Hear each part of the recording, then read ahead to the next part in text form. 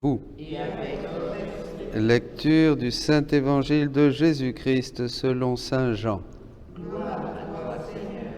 En ce temps-là, Jésus disait à ses disciples, « J'ai encore beaucoup de choses à vous dire, mais pour l'instant, vous ne pouvez pas les porter. Quand il viendra, lui, l'Esprit de vérité, il vous conduira dans la vérité tout entière. En effet, ce qu'il dira ne viendra pas de lui-même,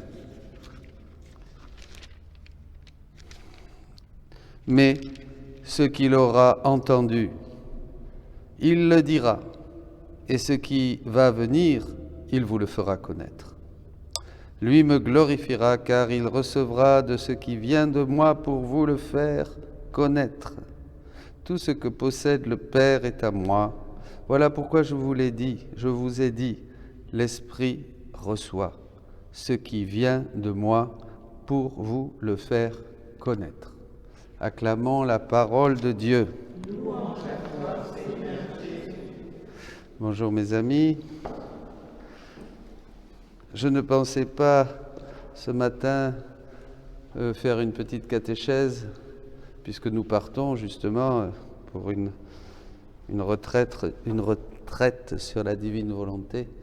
Mais quand par hasard j'ai lu l'Évangile de Jean, chapitre 16, j'ai encore beaucoup de choses à vous dire, mais pour l'instant, vous ne pouvez pas les porter. Je me suis dit, non, là,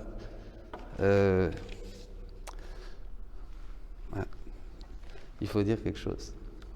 Alors d'abord, allons aux Actes des Apôtres extraordinaires. Paul se lève, il voit dans ce peuple élu pour la sagesse, comme disait Jacques Maritain, les Grecs est le peuple que Dieu a choisi pour arriver à une maturité de la réflexion et de la pensée, où d'ailleurs viendra se greffer la foi en Jésus-Christ. Et c'est pour ça que c'est grâce à la philosophie grecque que nous aurons les premières catéchèses dans les premiers 6-7 premiers siècles, qui nous exposeront la foi chrétienne extraordinaire. Mais allons là, au Dieu inconnu. Il y avait un autel au Dieu inconnu. Donc l'homme cherchait ce Dieu inconnu, complètement inconnu évidemment, complètement inconnu du monde entier, complètement inconnu des Grecs bien sûr. Seulement un petit peuple de nomades avait déjà le béaba de la révélation jusqu'à Moïse. C'est extraordinaire. Mais ça montre que l'homme était en recherche de ce Dieu inconnu, complètement inconnu. Et ce Dieu va se révéler peu à peu. Il va d'abord se révéler à travers les prophètes qui vont annoncer, et il va se révéler dans les temps qui sont les derniers, en Jésus-Christ, vrai Dieu et vrai homme. Et c'est sûr que le Dieu qui a fait le monde et tout ce qu'il contient, lui qui est Seigneur du ciel et de la terre, n'habite pas des sanctuaires faits de main d'homme, bien sûr que non, et non plus, il n'est pas dans des statues de pierre, de plâtre ou de tout ce que vous voulez, ou d'or même, non, il est où? Il est dans l'homme, il est dans l'homme, il est dans ses mains, dans ses pieds, dans ses yeux, mais ça on ne le savait pas encore. Il va falloir le découvrir qu'il est, comme dit encore là dans Acte 17, bien sûr, qu'en lui nous avons le mouvement, l'être et la vie, en lui nous avons tout, donc il est le moteur premier, il est celui qui nous donne cette impulsion pour bouger, pour parler, pour voir, il est dans l'air que nous respirons, il est dans la nature puisqu'il est le créateur de tout, tout fut créé par lui, par le Verbe, tout fut créé par lui et rien de ce qui existe ne peut exister sans lui. Il est le premier-né de toute créature, tout a été créé par lui, avec lui et en lui.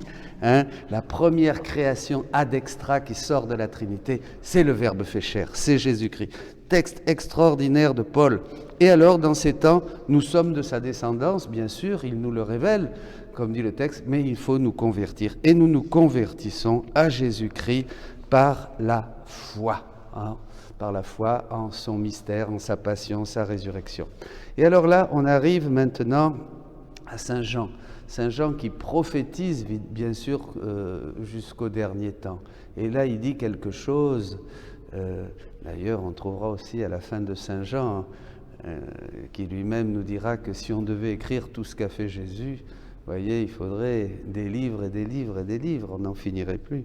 Mais là, il nous dit, Jésus, j'ai encore beaucoup de choses à vous dire, mais pour l'instant, vous ne pouvez pas les porter. Quand il viendra, lui, l'Esprit de vérité, il vous conduira vers la vérité tout entière. C'est-à-dire, il nous fera connaître que le don des dons, le prodige des prodiges, l'achèvement, ce pourquoi tout a été créé, ce pourquoi nous avons été sauvés en Jésus-Christ, c'est afin que nous puissions recevoir maintenant, aujourd'hui, le don de la divine volonté.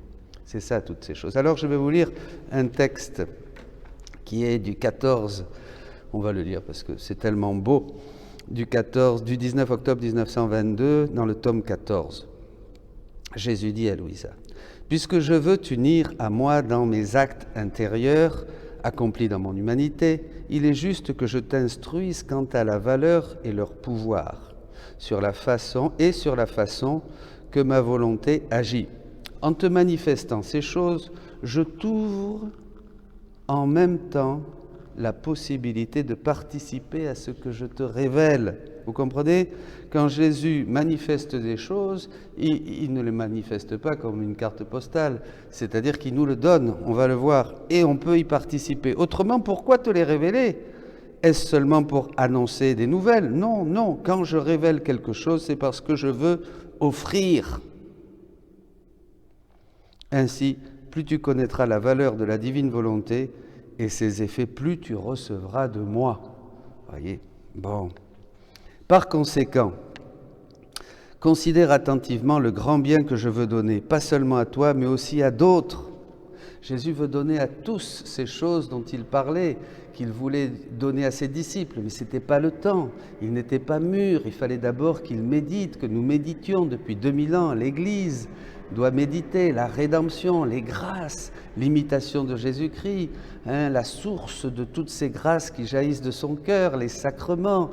Il fallait que nous vivions, que nous méditions, que nous laissions descendre dans les profondeurs de notre être, que nous pratiquions cette loi de l'Évangile pour avoir cette liberté, ce bonheur, chanter notre salut. Alléluia, Christ est ressuscité. Vous voyez toutes ces choses que nous faisons et prier le Notre Père pour que son règne vienne. Mais maintenant, c'est le temps. C'est le temps de recevoir toutes ces choses. Tout est dans ce livre qui vient du ciel, le livre du ciel. Tout est là. Là, tout est dit. Toutes ces choses que les disciples et que pendant 2000 ans l'Église ne savait pas, ça y est, c'est là. C'est là.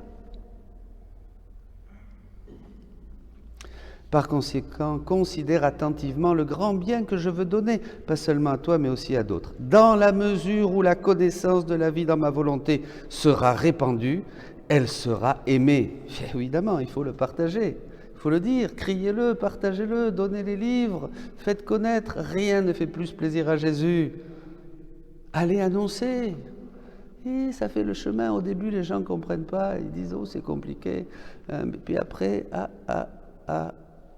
oui, effectivement, voilà, ça passe comme ça. Je ne suis pas un Dieu qui s'isole, non. Je veux que les créatures s'unissent à moi, c'est ça la finalité. Il veut nous rendre participants de sa nature divine, dit l'épître de Saint-Pierre, que nous participions en tout à sa nature divine, donc à son agir divin, pas seulement, c'est pas un petit reflet du bon Dieu sur le visage. L'écho de ma volonté doit résonner dans leur volonté et l'écho de leur volonté dans la mienne, pour que ces volontés ne fassent qu'un. J'ai attendu tant de siècles pour manifester les bienfaits de ma volonté, œuvrant dans la volonté des créatures, et les bienfaits de la volonté des créatures œuvrant dans ma volonté, parce que par cela j'élèverai les créatures presque à mon niveau.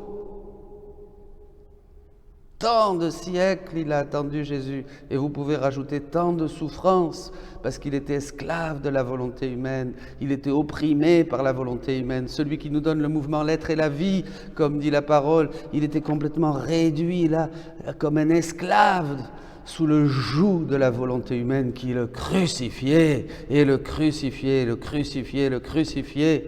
Et il a attendu ce moment pour pouvoir enfin respirer et mettre, et faire toute sa joie, mettre la créature humaine à son niveau, presque à son niveau. Il avait dit, vous êtes des dieux. C'est extraordinaire. Aussi, je devais préparer les créatures et les disposer à progresser d'une connaissance limitée à une connaissance plus grande. Et c'est comme ça, regardez la loi de Moïse. Limitée quand même. Et après un bon, poum, l'incarnation. Ah là, on apprend des choses quand même, l'incarnation. C'est extraordinaire, l'évangile, c'est lumineux.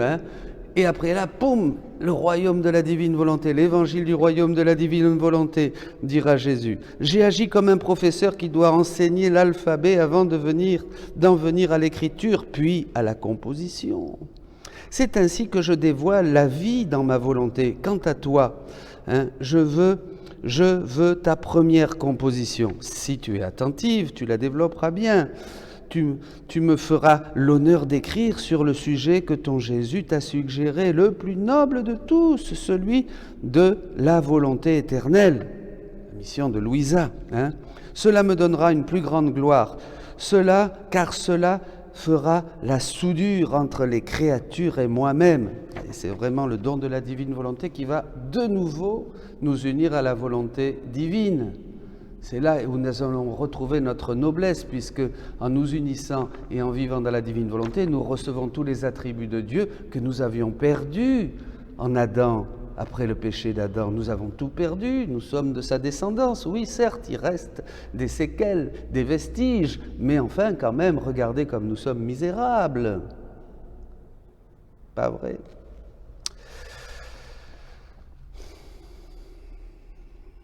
Cela me donnera la plus grande gloire, car cela fera la soudure entre les créatures et moi-même, et leur révélera de nouveaux horizons, de nouveaux cieux, des cieux nouveaux, une terre nouvelle. Vous vous rappelez déjà Isaïe entrevoyait ces choses, de nouveaux excès de mon amour. Amen. Dans ma suprême volonté résident tous les actes intérieurs réalisés par mon humanité. Ouais, nous sommes là pour nous approprier tous les actes intérieurs de Jésus, pas seulement une imitation extérieure de Christ. C'est déjà bien, l'imitation de Jésus-Christ. Ce petit livre a fait nos trésors, a fait plein de merveilles dans le cœur des saints. Saint François de Sales l'avait toujours sur lui, la petite Thérèse le connaissait par cœur. Ils attendent pour prendre la route ces actes intérieurs de Jésus-Christ qui jusqu'à ce jour ne nous avaient pas été révélés. En tant que messagers, ces actes ont été accomplis pour les créatures et veulent se faire connaître et se livrer, se donner, bien sûr, parce qu'ils ne peuvent se livrer par eux-mêmes. Ils se sentent emprisonnés. Ils supplient ma volonté, et ils supplient ma volonté de les faire connaître pour pouvoir accorder leurs fruits.